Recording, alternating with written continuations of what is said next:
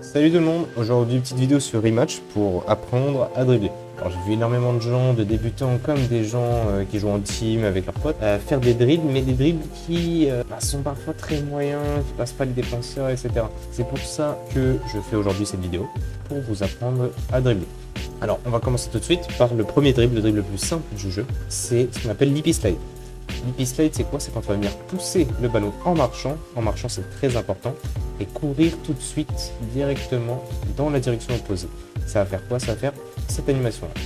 Vous allez directement récupérer le ballon. L'hippie slide, c'est un dribble très utilisé par tout le monde dans le jeu, à tous les rangs. C'est pourquoi il est assez prévisible.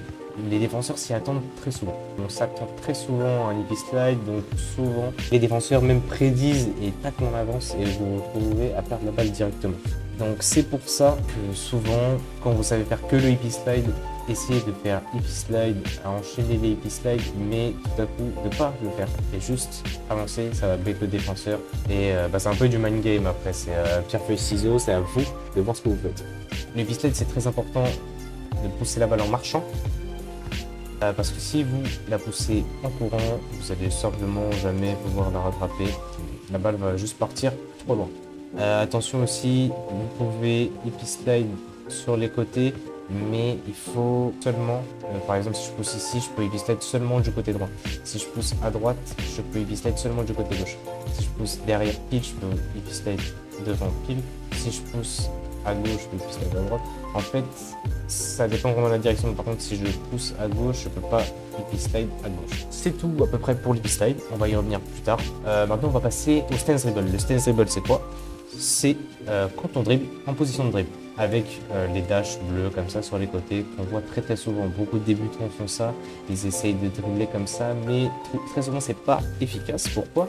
Parce qu'au bout de deux dribbles, le personnage fait une animation. Et pendant cette animation, on peut vous tacler très facilement. Déjà, une première astuce pour pallier à ce problème, c'est de annuler l'animation. Comment on fait? On fait deux dribbles et pendant l'animation, on pousse la balle sans être en mode dribble. Ça fait quoi? Ça fait ça. C'est très intéressant et vous pouvez aussi l'enchaîner à l'hippie slide. Si vous faites un hippie slide et que vous retournez comme ça peut faire des changements de direction très soudains qui peuvent être très difficiles à prédire pour un défenseur. Le stance dribble le plus fort, c'est évidemment celui vers l'avant. Parce que si vous faites sur un côté, ça n'a pas vraiment de grande portée et puis il ne faut pas faire grand chose quand vous faites sur un côté.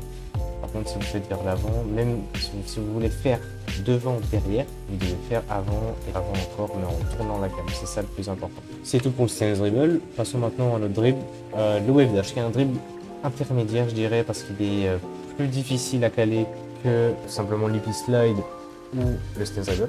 Pourquoi? Parce que ça nécessite de viser le ballon et pas de l'avoir dans les pieds. En fait, il faut pousser le ballon, se mettre en position de dribble et tâcher vers le ballon. Ça va faire quoi? Ça va faire en sorte que votre personnage va avancer vers là où vous regardez. Si je le fais derrière mais que je regarde devant, ça va aller devant. Si je le fais à droite et que je regarde devant, ça va aller devant. C'est très important dans le wave dash de appuyer une seule fois sur les boutons pour effectuer le dash.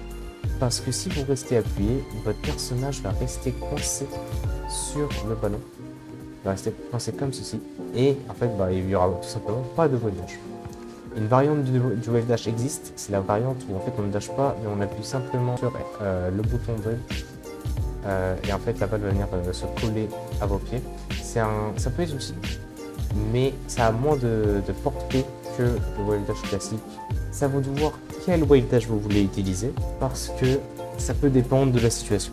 Le wave dash, on peut l'enchaîner à par exemple un stance dribble. Par exemple, si je fais un wave dash, je peux repartir directement en stance dribble pour faire des changements de direction. En fait, les dribbles, c'est souvent ça, c'est des changements de direction et le but, c'est de bait le défenseur pour qu'il se jette et pour que derrière vous puissiez passer. On passe maintenant au dribble que je considère plus dur à faire du jeu, c'est le push cut.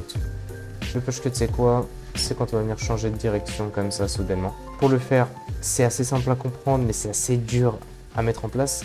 En fait, dès que le ballon va devenir jaune dans vos pieds, il faut pousser le ballon, tourner la caméra, mais garder la même direction. C'est-à-dire si je vais vers l'avant, je vais toujours vers l'avant. Là, je vais toujours vers l'avant.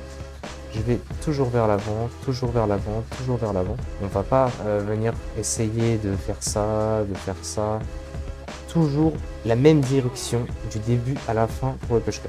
mais il faut pousser la balle et tourner la caméra en même temps. Ça, c'est très très important et c'est pourquoi il faut soit jouer en clos pour le faire, soit jouer avec des palettes ou soit jouer clavier-souris tout simplement. Pour le push cut aussi, c'est la sensibilité qui est très importante. Moi par exemple, si je regarde là, j'ai mis toutes les sensibilités manette à 2, même si les deux plus importantes, c'est les deux premières. La sensibilité, c'est très important parce que si vous n'avez pas une grande sensibilité, vous allez juste pouvoir tourner un tout petit peu et voilà, vous n'allez pas pouvoir faire de 180, etc. Le push cut, vous pouvez l'enchaîner à un hippie slide. Si vous faites hippie slide, vous pouvez push cut en changeant la caméra et en poussant au bon moment. Vous pouvez aussi l'enchaîner à un wave dash. Il faut savoir que le push cut, vous pouvez l'hippie slide. Si vous faites un push cut, vous pouvez directement courir dans la direction opposée, rattraper le ballon. Vous pouvez aussi faire le push cut sur des ballons à terre. Si par exemple un coéquipier vous fait la passe, vous pouvez tout simplement le récupérer en push cut et directement partir avec de l'inertie, avec de la vitesse et surprendre les défenseurs qui potentiellement s'attendaient à un contrôle plus classique, contrôle en revers comme ça. Ça peut évidemment surprendre les défenseurs, mais c'est un dribble quand même très difficile à apprendre parce que c'est un timing. C'est vraiment un timing, c'est un timing différent quand vous courez ou quand vous marchez. Et souvent on voit des personnes faire des dribbles verts comme ça et ne pas réussir, ou alors des personnes faire des dribbles bizarres un peu comme ça, où ils vont juste rater. Donc le push cut très très intéressant, mais aussi très difficile à faire. Vous pouvez hippie slide de push cut comme je l'ai dit, mais vous devez forcément avoir de la stamina pour pouvoir le faire. Si vous êtes à 0 de stamina, vous n'allez pas pouvoir hippie slide le push cut. C'est à peu près tout pour les dribbles dans le jeu. J'ai pas mis des dribbles un peu plus simples comme par exemple le sombrero, ou j'ai pas mis des dribbles comme le golden boost, parce que pour moi c'est pas vraiment des dribbles, c'est beaucoup plus occasionnel que les dribbles que je vous ai présentés ici, et c'est plus des mécaniques qui peuvent mener par exemple à des frappes plutôt que des mécaniques qui servent à passer un défenseur.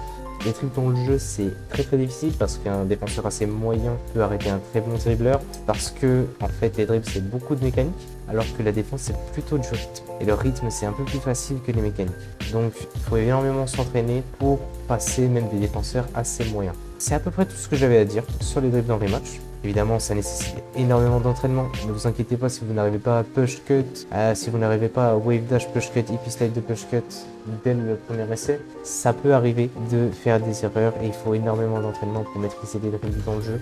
Et parfois, même en maîtrisant très très bien les dribbles, on arrive à se faire arrêter par des gens qui ont commencé le jeu il y a 2 heures parce que tout simplement on fait une erreur. Et les erreurs, ça arrive.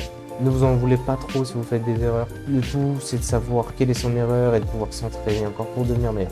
C'est à peu près tout ce que j'avais à vous dire pour aujourd'hui. Si jamais des patchs arrivent avec de nouveaux dribbles, avec des dribbles qui sont modifiés, je mettrai des commentaires épinglés ou alors je referai des vidéos. Merci beaucoup d'avoir regardé jusqu'à la fin. Bon dribble à vous. À plus.